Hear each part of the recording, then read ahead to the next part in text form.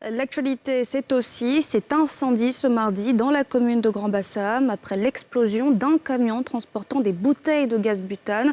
Bilan, plusieurs dégâts matériels et 3 blessés légers, comme nous le rapportent Brice Niawa et Fulgence Kissidou. Ce sont 15 hangars du village artisanal de Grand-Bassam qui sont partis en fumée dans un incendie provoqué par ce camion transportant des bonbonnes de gaz suite à une collision avec un poteau électrique. L'incendie a aussi fait 3 blessés, vite conduits à l'hôpital par les services de secours. Je venais voir un de mes clients, et ça arrivé là. J'ai vu que le camion a basculé sur le côté pour tomber sur le magasin. Et il y avait la fumée qui sortait. Donc du coup, je vais essayer de m'approcher, mais c'était déjà trop tard. Il y avait déjà la fumée et tout. J'ai vu le chauffeur à distance et son apprenti qui ont pris la tangente. Et à la suite de ça, baf, les explosions des bouteilles de gaz. Grâce à l'intervention des pompiers civils locaux et au renfort des pompiers de la caserne de Marcory, le feu a été vite maîtrisé. Notre première action a consisté à couper ces propagations-là pour protéger une partie du village artisanal, puis procéder véritablement à l'extinction de ce sinistre. Au stade où nous sommes arrivés, le feu il est éteint, mais nous avons encore des lances en manœuvre sur les débris résiduels, sur les foyers résiduels. Voilà, donc nous avons procédé au déblai. C'est une opération qui sera assez longue, assez minutieuse, pour éviter qu'il y ait reprise de feu après notre départ.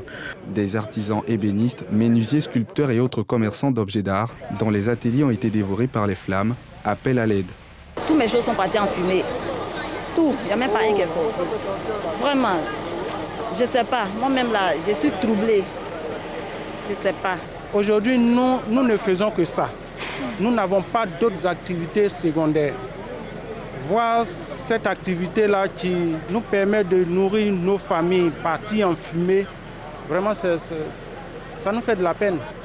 Ça nous fait de la peine. Si le gouvernement ivoirien, vu ce qui s'est passé là, peut aider les propriétaires d'ateliers à reconstruire leur atelier et repartir, bon, ça serait le bienvenu.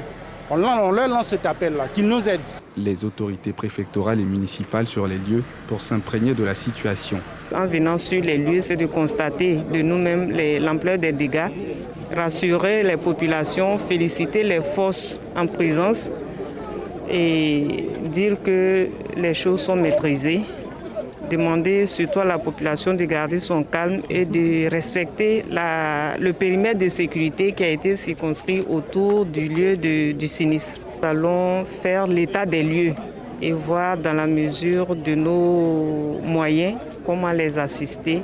Si la maestria de ces pompiers a permis d'éteindre le feu et d'éviter encore plus de dégâts, le site reste encore sous surveillance des agents de la police municipale et des forces de sécurité, vu la présence de d'autres bonbonnes susceptibles, elles aussi, d'exploser.